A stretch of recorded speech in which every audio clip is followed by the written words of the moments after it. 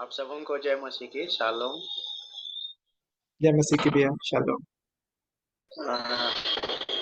कुछ देर पहले इंदिरा आंटी बता रही थी आगमन के विषय में, प्रभु का जो आगमन है।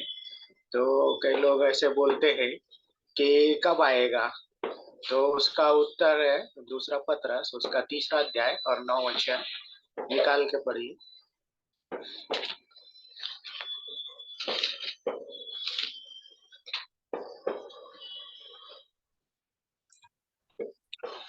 दूसरा प्रभु पत्रस जी, दूसरा उसका पत्रस 3 का 9 वचन जी। तीसरा।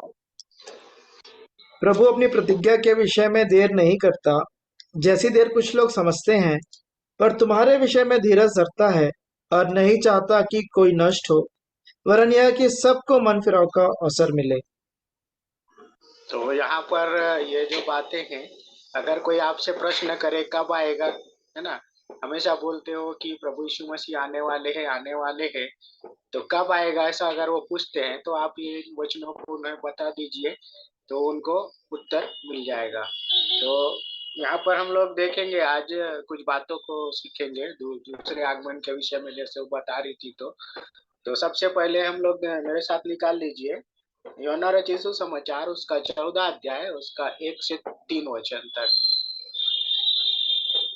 और मैं आप लोगों से रिक्वेस्ट करूंगा कि अपना वीडियो भी चालू कर लें तो अच्छा होगा।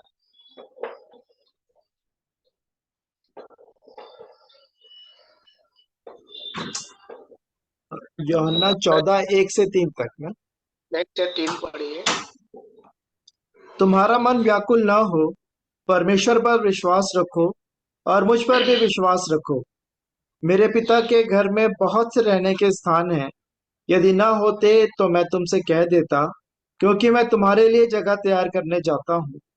और यदि मैं जाकर तुम्हारे लिए जगह तैयार करूं, तो फिर आकर तुम्हें अपने यहाँ ले जाऊंगा, कि जहां मैं रहूं वहां तुम भी रहो। तो यहाँ पर हम जब देखते हैं, इस वचन को पढ़ते हैं, है ना, तो ये बातें जो है प्रभु यीशु मसीह के द्वारा कही गई थी। तो वो शिक्षाएं दी गई थी प्रारंभ में, उनके आने जाने और आने के पहले की बातें हैं। वो जाएंगे फिर वो आने वाले हैं।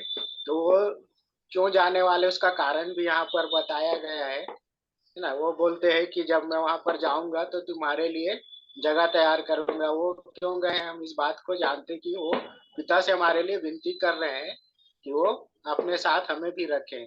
तो यहाँ पर और हम लोग देखेंगे वचनों को। प्रकाशित वाक्य 1 का 7 देखिए। तो प्रकाशित वाक्य उसका 1 अध्याय 7 वचन।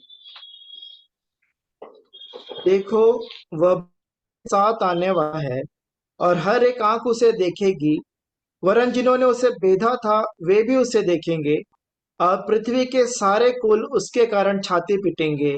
हाँ, आमीन। अब यहाँ पर देखिए क्या बोलता है, वो कैसे आने वाले हैं। बादलों के बादलों साथ। वाले हैं। और उसके बाद वचन क्या बोलता है, हर एक आंख उसे देखेगी। यानी कोई भी ऐसा नहीं है मनुष्य जो उसे ना देखे, है ना। जितने लोग देखते हैं, पशु है, सब है, सब उसे देखेंगे।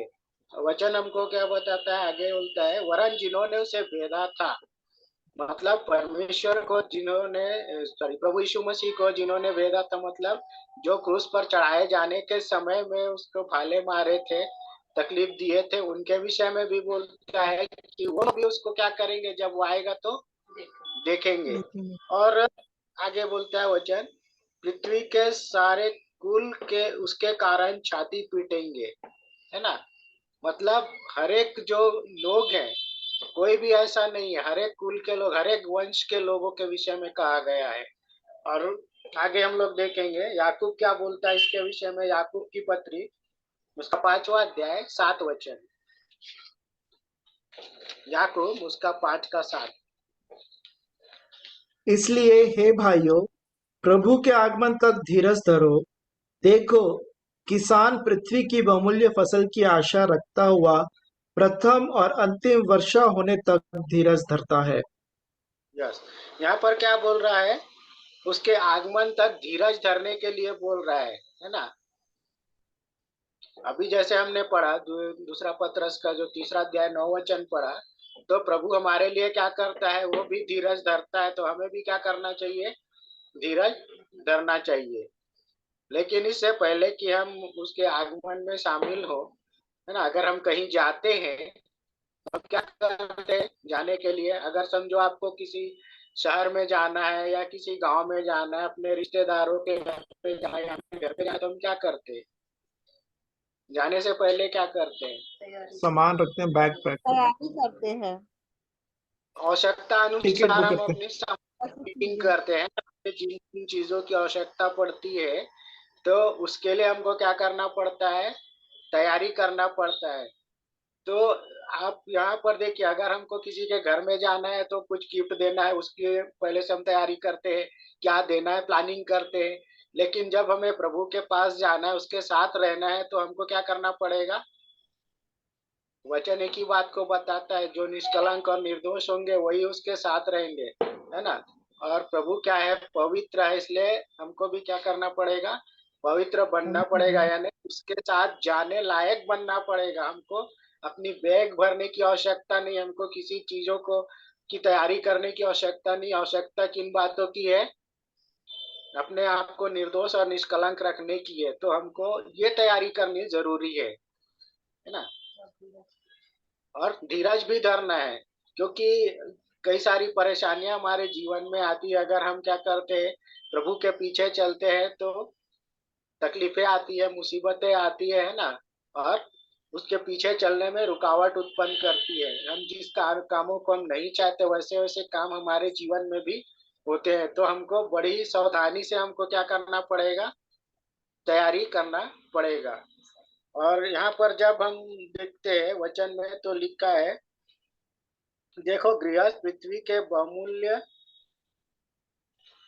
फल की आशा रखता हुआ प्रथम और अंतिम वर्ष तक धीरज धरता है ना। एक किसान के विषय में कहा गया है, जब वो हल चलाता है, खेती करता है, तो जब बारिश होती है ना, तो बारिश का पहले वो इंतजार करता है, और जैसे ही बारिश होती है, उसके बाद वो क्या करता है, हल चलाता है, बीज डालता है, और उसके बाद में उसको तैयार होने की क्या करता है, वो बाट जोतता है। और क्या होता है, जब फसल तैयार होता है, तो उसको पूरी तरह से तैयार होने के लिए जो अंतिम पानी की आवश्यकता पड़ती है, वर्षा की आवश्यकता पड़ती है, उसके लिए भी वो क्या करता है, वो धीरज धरता है ना। या फिर क्या करता है, आजकल सुविधा हो गया है कि ट्यूबवेल है ना, और किसी के पास कुआं है, नहर है, तो इससे भी वो क्या करते हैं, वो सिंचाई करते हैं, मतलब तैयारी करते हैं ना। तो उसके लिए वो बड़े धीरज के साथ करता है।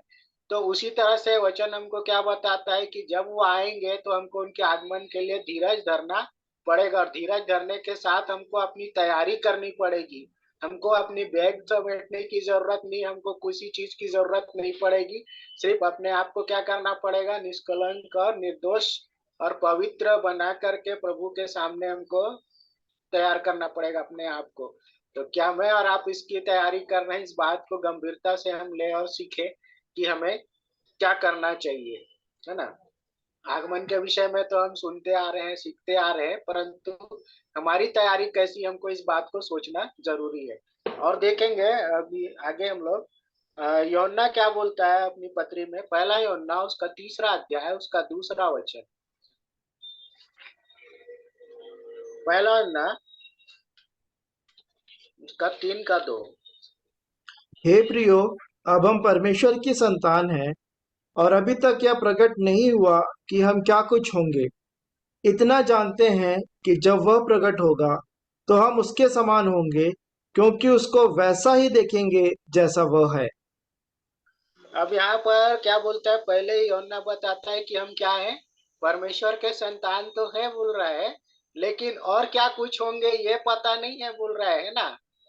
जैसे अभी आप एग्जाम्पल के लिए देखें, तो हम विभिन्न विभिन्न पदों में क्या होते हैं, है ना, योग्यता के अनुसार हमारी जो पद होती है वो होती है ना। लेकिन यहाँ पर पद के विषय में तो नहीं कहा गया है, परंतु हम और क्या क्या हो सकते हैं वो अभी प्रकट नहीं हुआ, हमको मालूम नहीं है।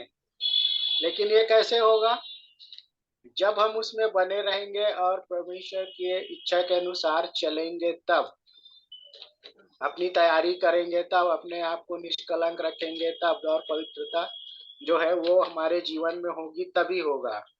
तो आगे वचन हमको बोलता है, इतना जानते हैं कि जब वह प्रकट होगा तो हम भी उसके समान होंगे, है ना, जैसा वो दिखता है वैसे हम भी दिखेंगे, ऐसा वचन हमको बताता है। ये शिक्षाएं परमेश्वर के वचन से हमको दी गई। आगे हम लोग देखेंगे पतरस क्या बोलता है वो देखते हैं। पहला पतरस उसका 1 का 13। पहला पतरस 1 का 13।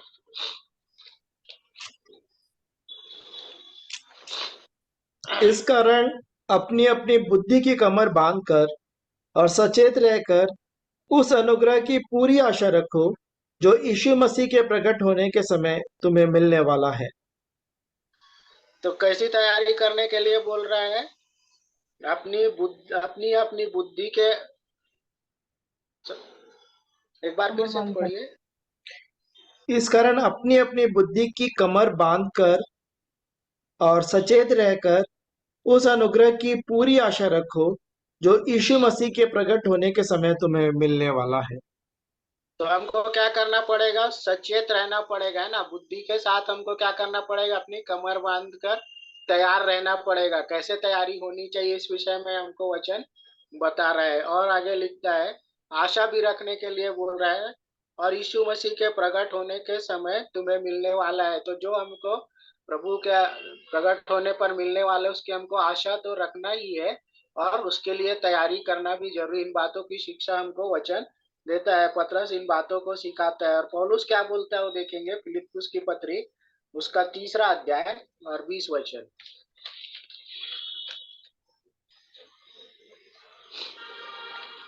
फिलिप्पुस।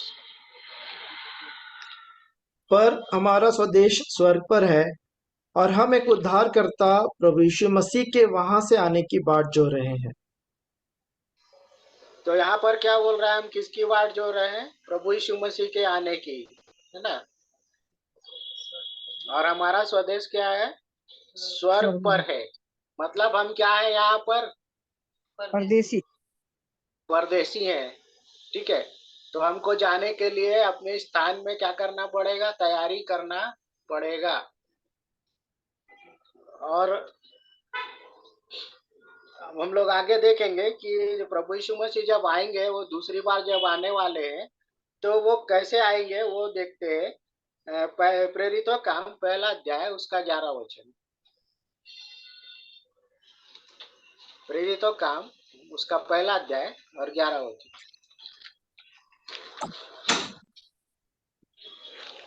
और उनसे कहा, हे गलीली पुरुषों, तुम क्यों खड़े आकाश की ओर देख रहे हो? यही यीशु जो तुम्हारे पास से स्वर्ग पर उठा लिया गया है, जिस रीति से तुमने उसे स्वर्ग को जाते देखा है, उसी रीति से वह फिर आएगा। अब देखिए यहाँ पर क्या बता रहा है वचन, कि जब प्रभु यीशु मसीह स्वर्ग पर उठा लिए गए थे ना, जब उन्होंने उनको देख रहे थे उठाते हुए, तो वो इन बातों को बोल रहा है कि जैसे तुमने उसको जाते हुए देखा वैसे ही क्या होगा, आते हुए भी देखोगे, बोल रहा है ना। यहाँ पर पौलुस इस बात को बता रहा है, जैसे तुम जाते हुए देख रहे हो वैसे ही आते हुए देखोगे। और उसके बाद हम लोग देखेंगे पहला थिस्सलुनीयों की पत्री उसका 4 अध्याय 16 वचन।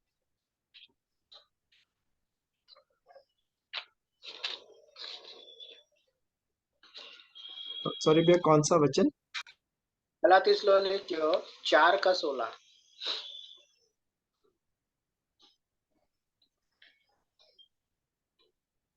लिखा है, क्योंकि प्रभु आप ही स्वर्ग से उतरेगा, उस समय ललकार और प्रधान दूत का शब्द सुनाई देगा। तो यहाँ पर वचन क्या बता रहा है, कि जब प्रभु स्वर्ग से उतरेगा, है ना, जब वो आएंगे तो क्या होगा? ललकार होगा बोल रहा है। और क्या होगा बोल रहा है? प्रधान दूत का शब्द सुनाई देगा, है ना। आवाज इतनी होगी कि हमको सुनाई देगी। हम क्या है, सब अलग अलग जगहों पर है, परंतु हम सब क्या क्या होंगे? उनके जो शब्द होंगे उसको सुन पाएंगे। ठीक है। आगे लिखता है, और परमेश्वर की तुरही फूकी जाएगी, और जो मसीह में मरे हैं वे पहले जी उठेंगे। तो और क्या होगा बोल रहे हैं? तुरही भी फूकी जाएंगी, ऐसा बता रहा है ना। जब आगमन होगा आने से पहले का जो संकेत है उनके विषय में बताया जा रहा है कि क्या क्या बातें होगी। और क्या बोलता है वचन कि जो मसीह में मरे हैं वो पहले जी उठेंगे। और उसके बाद आगे जब हम पढ़े तो 17 में लिखता है, तब हम जो जीवित और बच्चे रहेंगे उनके साथ बादलों पर उठा लिए जाएंगे कि हवा में प्रभु से मिले, और इस रीति से हम सदा प्रभु के साथ रहेंगे। तो यहाँ पर जो आखिरी वचन है 18, इसमें लिखा है, इन बातों से एक दूसरे को शांति दिया करो, है ना। मतलब हमें चिंता करने की आवश्यकता नहीं है। जब ये समय आएगा तब क्या होगा, हम प्रभु के साथ में रहेंगे और हमको किसी प्रकार की कोई परेशानी नहीं होगी। ठीक है। जो अभी हम परेशानी में है, कई सारी चिंताओं में है, अलग अलग प्रकार के, सब किसी ना किसी को कुछ ना कुछ परेशानियां रहती है जीवन में। तो वो कुछ भी नहीं होगा, है ना। हम जब आगमन के विषय में बता रहे हैं, जब हम बोलते हैं कि प्रभु जब आएंगे, जब हम उनके साथ रहेंगे, तब क्या होगा, इन बातों को बता करके हमको एक दूसरे को शांति देना है कि हम उनके साथ रहने पाएंगे। मेरे साथ निकाल लीजिए। और यूहन्ना किताब उसका 5वां अध्याय और 26 वचन। क्योंकि जिस रीति से पिता अपने आप में जीवित रखता है, उसी रीति से उसने पुत्र को भी यह अधिकार दिया है कि अपने आप में जीवन रखें। तो यहाँ पर क्या बोल रहा है, क्योंकि जिस रीति से पिता अपने आप में जीवन रखता है, तो वो अधिकार किसको दिया गया है, पुत्र को भी दिया गया है। ऐसा वचन हमको बताता है, मतलब प्रभु यीशु मसीह को, कि अपने आप में जीवन रखे। और अगर आप कुलुसियों की पत्री को पढ़ेंगे ना, तो वहां पर बहुत सी अच्छी बात लिखी हुई है कि प्रभु यीशु मसीह जो थे ना, उनके समय उनके लिए ही सब कुछ किया गया है। जो सृष्टि की रचना है ना, एक एक चीजें जो बनाई गई है, सब पर उनका अधिकार दिया हुआ है। अगर आप उन वचनों को पढ़े पहले अध्याय से, कुलुसियों की पत्री उसका पहला अध्याय में आप अगर पढ़ेंगे, तो सब कुछ उसके लिए बनाया गया है, सब कुछ उसके लिए रचा गया है। तो इसलिए वचन हमको बताता है कि जीवन प्रभु यीशु के पास है। आप लोग पढ़ लीजिएगा उसको, मैं कुलुस्सियों की पत्री उसका पहला अध्याय, तो आपको समझ में आएगा। और आगे हम लोग देखेंगे, मेरे साथ निकाल लीजिए मत्ती रचित सुसमाचार उसका 25 अध्याय और 31 वचन। मत्ती 25 का 31।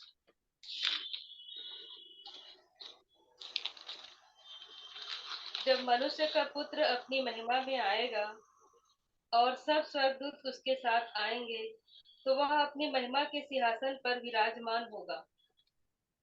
तो यहाँ पर क्या बोल रहा है वचन, कैसे आने वाला है, अपनी महिमा में आएगा वो। और क्या बोलता है, स्वर्गदूत उसके साथ आएंगे, है ना। स्वर्गदूत उनके साथ आएंगे। आप अगर देखें किसी लीडर को, आप अगर देखें तो क्या होता है, बहुत सारे लोग रहते हैं ना उनके साथ में। ठीक है। उनके साथ में काम करने वाले लोग रहते हैं, सिक्योरिटी गार्ड रहता है, उनको परेशानी ना हो इस तरह से बहुत सारे लोग रहते हैं ना, उनका एक पूरा दल होता है। उसी प्रकार से हम देखें तो प्रभु के साथ में सिक्योरिटी गार्ड की जरूरत नहीं है प्रभु को, परंतु उनके साथ दूत आने वाले हैं, है ना। दूतों के विषय में कहा गया है, सब दूतों के विषय में कहा गया है। और वो अपनी महिमा के सिंहासन पर विराजमान होगा, है ना। उसकी जो महिमा का सिंहासन है उस पर वो विराजमान होगा। और आगे हम लोग देखें तो मेरे साथ निकाल लीजिए पहला तिमुथियुस की पत्री उसका 5वां अध्याय उसका दूसरा वचन, 5 का 2।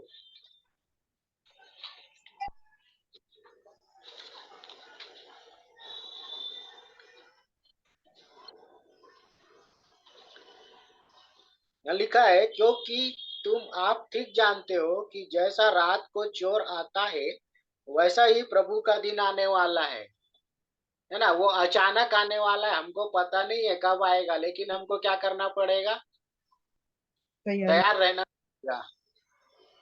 ठीक है। तो इसके लिए क्या करना पड़ेगा हमको, तैयारी कब से करेंगे, ये इम्पोर्टेंट है। प्रभु के साथ रहना है, उसके साथ जाना है, तो हमको अभी इसी समय से तैयारी करना शुरू कर देना चाहिए, क्योंकि समय अगर निकल गया तो वो नहीं मिलेगा। हमको पता है ना, 10 कुंवारियों के उदाहरण हम जानते हैं। दरवाजा अगर बंद हो गया तो फिर वो खुलने वाला नहीं है।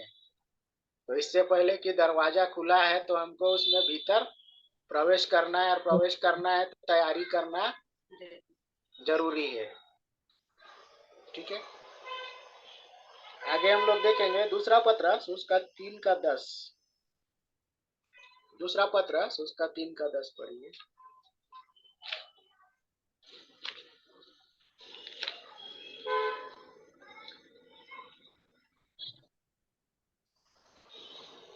परंतु का प्रभु दिन का, सॉरी जी, पढ़ लीजिए भैया, जी आंटी जी, पढ़िए। Thank you.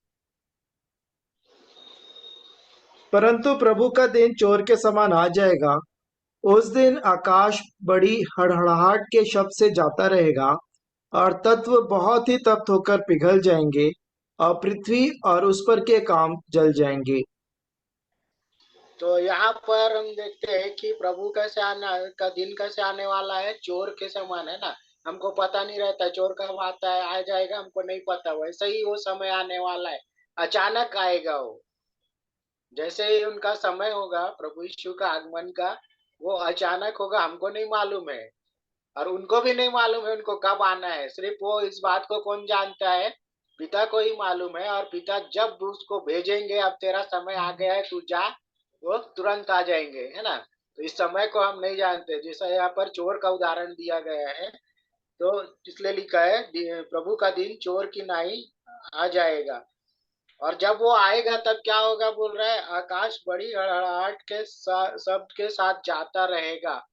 मतलब आकाश हट जाएगा, ऐसा बोल रहा है ना। और वचन बोलता है कि और तत्व बहुत ही तप्त होकर पिघल जाएंगे, और पृथ्वी और उस पर के काम जल जाएंगे। मतलब उसका जो तेज है वो कितना ज्यादा, हम इस बात को देखते हैं। प्रभु का जो तेज है ना, उसकी जो प्रकाश है।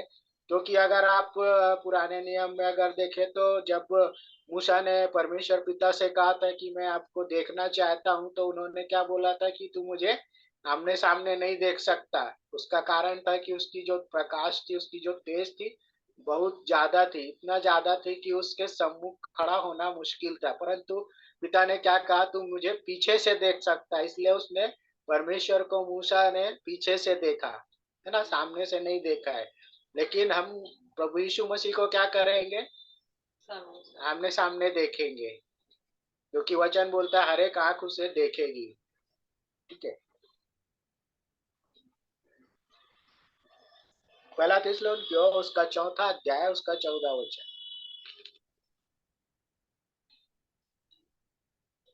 क्योंकि यदि हम विश्वास करते हैं कि यीशु मरा और जी भी उठा, तो वैसे ही परमेश्वर उन्हें भी जो यीशु में सो गए हैं उसी के साथ ले आएगा। हाँ, तो क्या बोल रहा है, विश्वास करते हैं ना, यीशु मरा और जी भी उठा। ठीक है, जैसे प्रभु यीशु मसीह मरे और जी भी उठे, हम विश्वास करते हैं। हमको वचन बताता है, हमने देखा नहीं है ना, जो लोगों ने देखा, ठीक है, उन्होंने बताया, और हम वो सुन करके और वचन से पढ़ करके हमने इस बात को जाना कि प्रभु यीशु मसीह हमारे लिए क्या किए, अपना प्राण दिया, हमारे हमको जीवन दिया, और वो मरे और फिर से वो जी उठे, है ना। इस बात को हम जब देखते हैं तो यहाँ पर वैसे ही क्या बोल रहा है, हाँ, जो प्रभु यीशु मसीह में सो गए उसको भी परमेश्वर क्या करेगा, साथ ले आएगा। मतलब वो भी उठ जाएंगे, है ना, उनको भी लेके आएगा।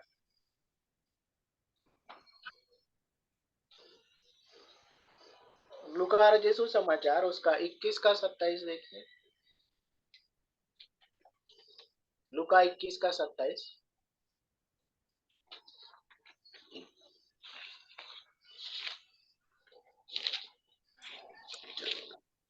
तब वे मनुष्य के पुत्र को सामर्थ और बड़ी महिमा के साथ बादल पर आते देखेंगे। हाँ, तो कैसे देखेंगे बोल रहा है, मनुष्य के सामर्थ के सामर्थ और बड़ी महिमा के साथ बादल बड़ी पर आते महिमा थे। वाला है ना। और इसके पहले हम पढ़े तो क्या बोल रहे हैं कि वो उनके साथ और कौन आने वाले हैं? स्वर्गदूतों के साथ आने वाला है ना। स्वर्गदूत भी उनके साथ होंगे।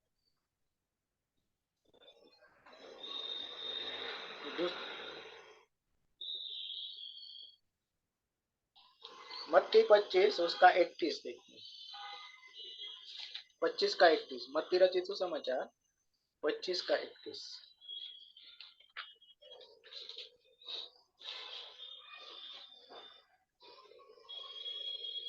उसके स्वामी ने उससे कहा, धन्य है अच्छे और विश्वास योग्य दास, तू थोड़े में विश्वास योग्य रहा, मैं तुझे बहुत वस्तुओं का अधिकारी बनाऊंगा।